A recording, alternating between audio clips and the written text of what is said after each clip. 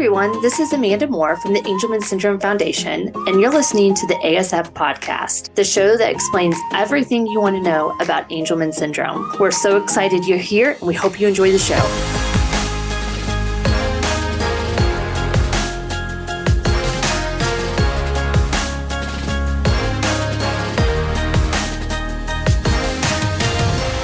Well, welcome to the very first Angelman Syndrome Foundation podcast. We are incredibly excited to have this platform, as we know that we need to be able to reach our families in so many different ways because we're all incredibly busy. And so I'm really excited that we're able to record these to be able to continue to provide education, resources, and support for those living with Angelman Syndrome.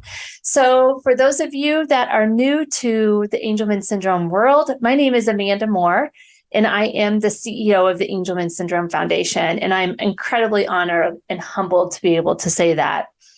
So just a little bit about me before we get started. I think the most important thing for people who are listening to know is that I myself have a child with Angelman Syndrome. I have twin boys, Baden and Jackson. And Jackson, who is 7, has Angelman syndrome. He's deletion positive, which we'll talk a little bit more about what the heck deletion positive means. But so this is really important work for me, and this really means something. And I'm honored to wake up every day and be able to support families in the way that we do here in the Moore household. I'll tell you a little bit about our journey to find the diagnosis, because I know that's one thing that if you're new to Angelman syndrome, if you think that your child may have Angelman syndrome, the one thing that you'll hear a lot from the community is trying to get that diagnosis of Angelman syndrome can often be a hard journey for our families, and it definitely was for my family. You know, Jackson and Baden were born at 36 weeks, no complications, whereas, in the hospital for 48 hours and we were home. No sign that anything was wrong or that anything was going to be wrong. The first couple months obviously were hard because they're twins and they didn't want to sleep. We did have some issues with feeding with Jackson, but once again, because he was a twin, a lot of doctors said, hey, this is kind of normal. Let's just kind of wait out and see what happens. And so we did. And around, I think 2 or 3 months, we started noticing that he wasn't developing like his little brother, Baden, which was really great for us that we had a carbon copy of what development should look like.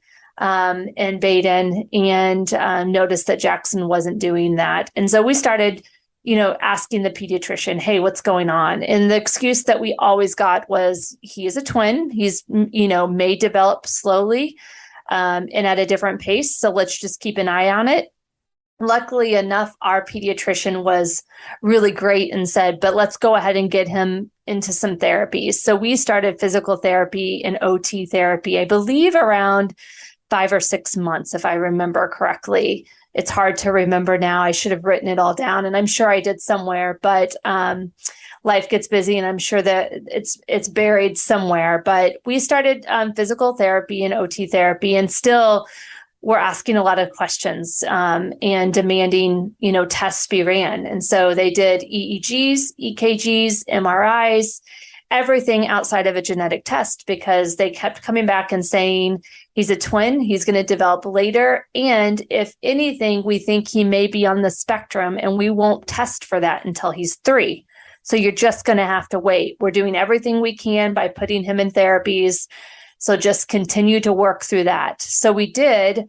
And when he was 2, he spiked a fever one weekend, and he had a typical ear infection like he did a lot. And I took him to the urgent care, and the doctor at the urgent care walked in and looked right at him and said, your son just had a seizure. You need to take him to Riley. And of course I was dumbfounded because I had no clue what a seizure looked like. The only thing I knew about seizures was that the grand mal seizures where they're shaking and convulsing, and he wasn't doing that. He was just kind of staring out in space, and we just thought that he didn't feel well. So we rushed him to Riley, and sure enough, he was having seizures. And that was the first time a doctor finally said, let's do some genetic testing. And so we were in the hospital for 2 days, just trying to get his seizures under control. And of course, freaking out and panicking as a parent, not knowing what this was going to be. And that's when we heard for the first time the term Angelman syndrome.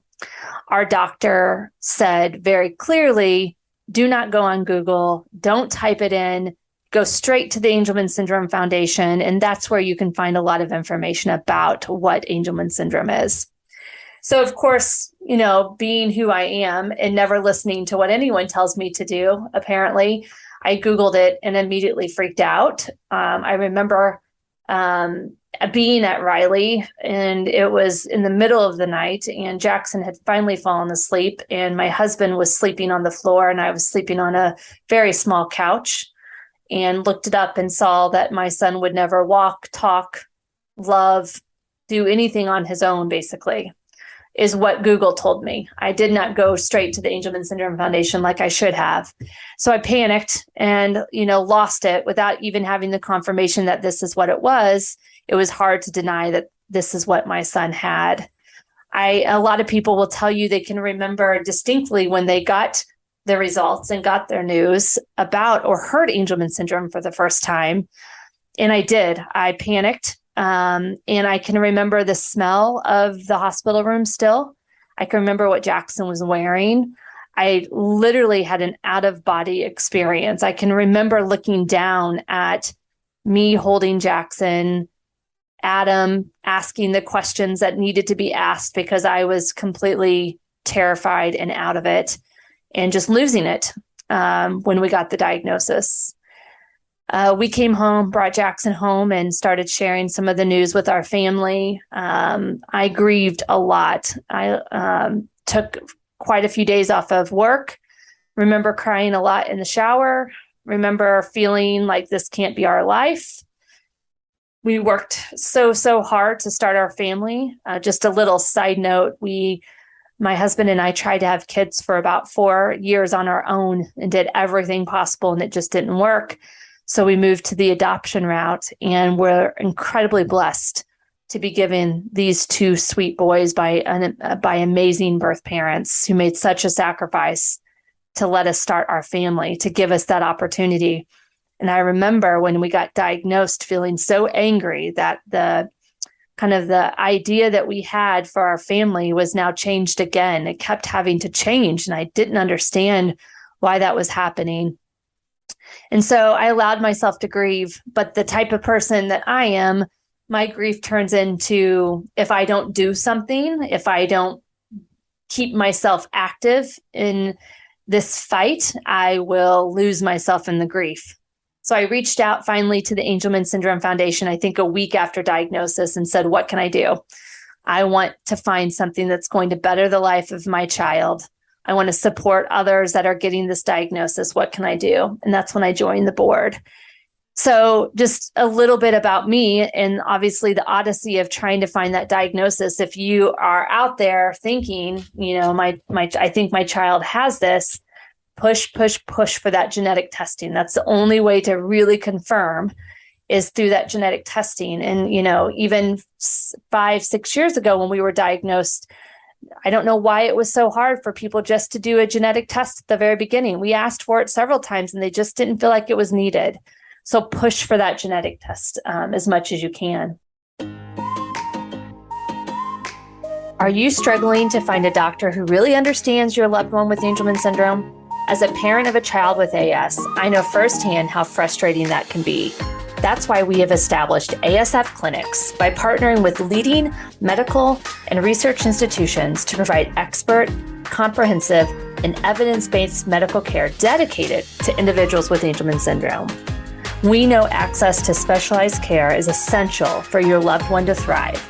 We have 23 locations in the United States, 6 globally, and with many more to come. Find a clinic near you at angelman.org/clinics.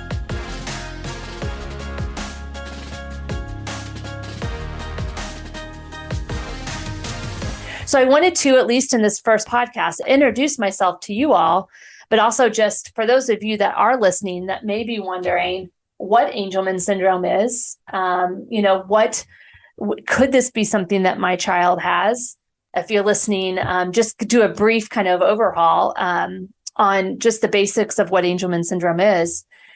In future episodes, you're going to learn way more about the genetics of Angelman syndrome. You'll learn about the clinical treatment, so how to treat seizures, how to maybe use the diet for a possible route for seizure treatment. You're going to hear from IEP specialists, communication specialists. You'll hear about constipation issues. We're gonna get as many people on here to give you all as many resources to help you through this journey.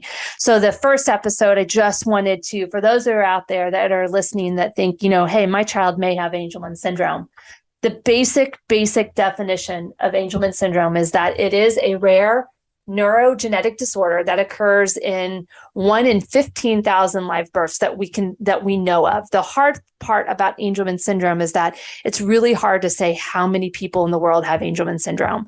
A lot have not been diagnosed. Those who may have been diagnosed with who may have Angelman syndrome but are older may have been misdiagnosed with autism or cerebral palsy. Angelman syndrome was only diagnosed a little over 30 something years ago. So this is still a pretty new, rare disease. And so there are a lot of people out there that may have it that we just don't know about. So we say it occurs in about 1 in 15,000 live births. It's caused basically by a loss of function of the UBE3A gene in the 15th chromosome, and it's derived from the mother. So when we get into the genetics talk of all, we'll talk more about that. But that's basically what is happening, is that loss of the function of the UBE3A.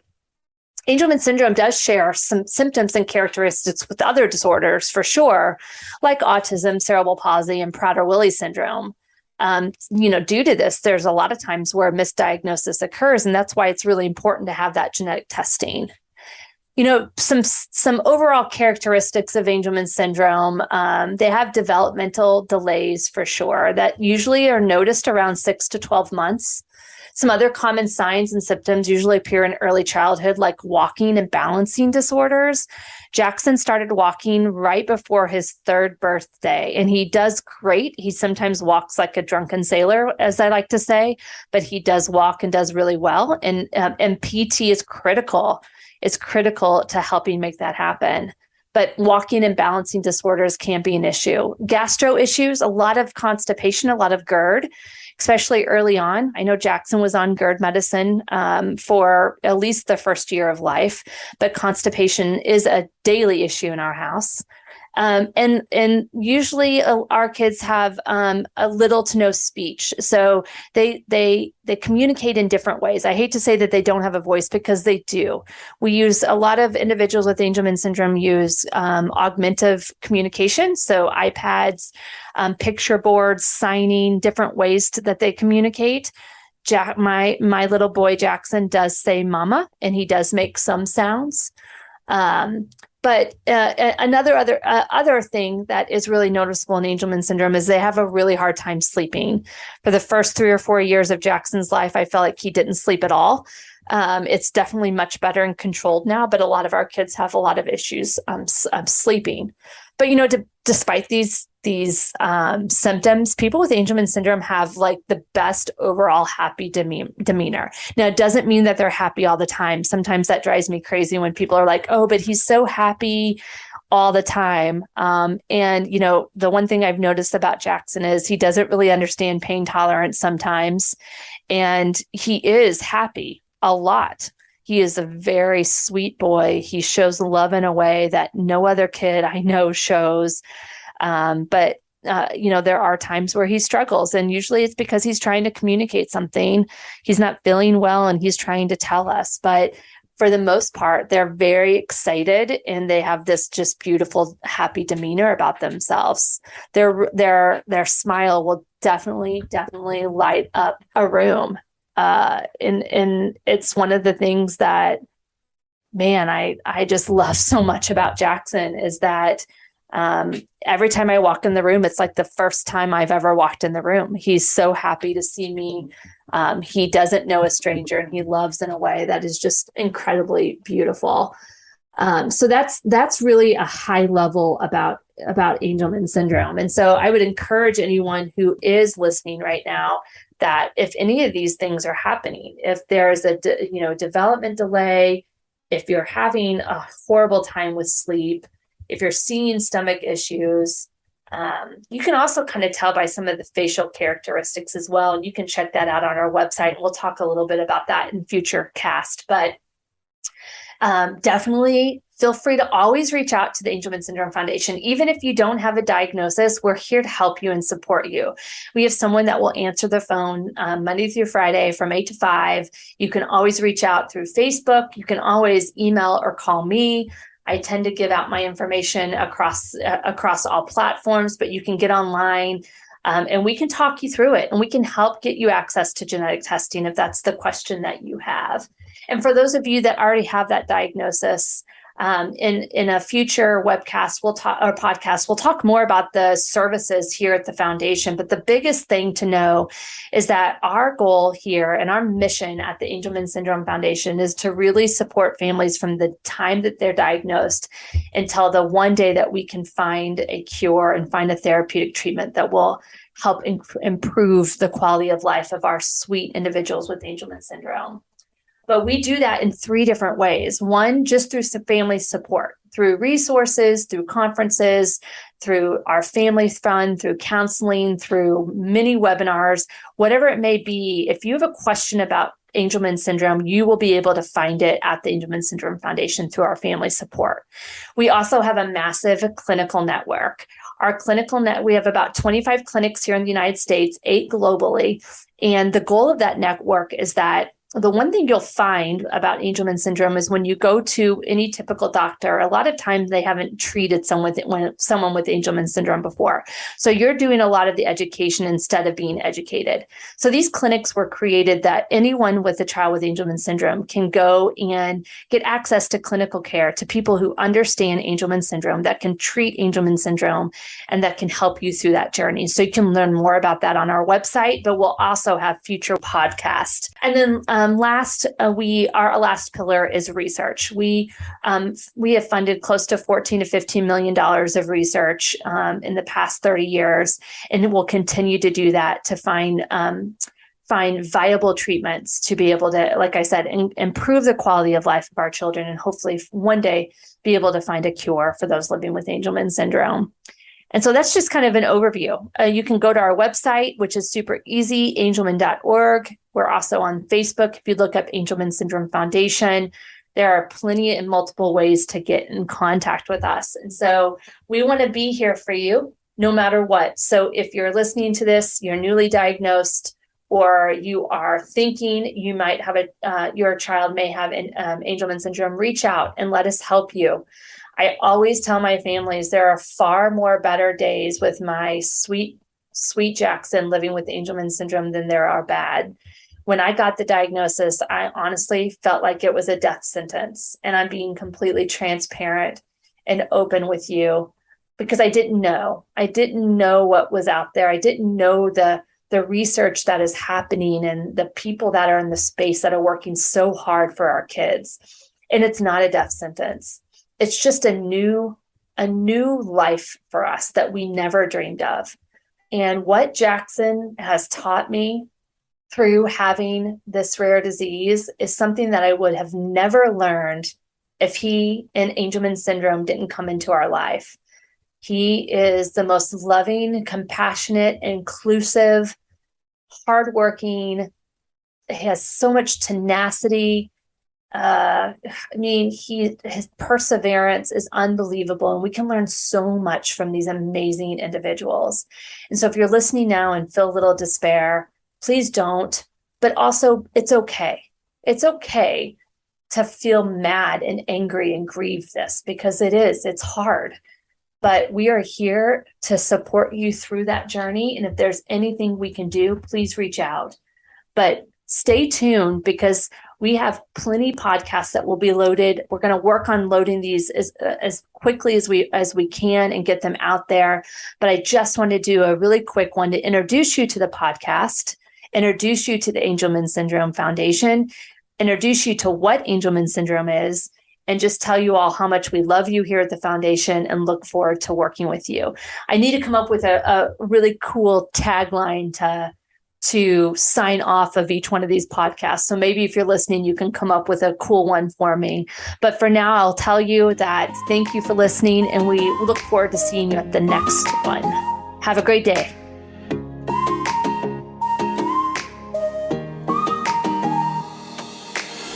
Thanks for listening to the ASF Podcast. If you enjoyed this episode and would like to support us, please share it with others, post about it on social media, or leave a rating or review. And please don't forget to subscribe.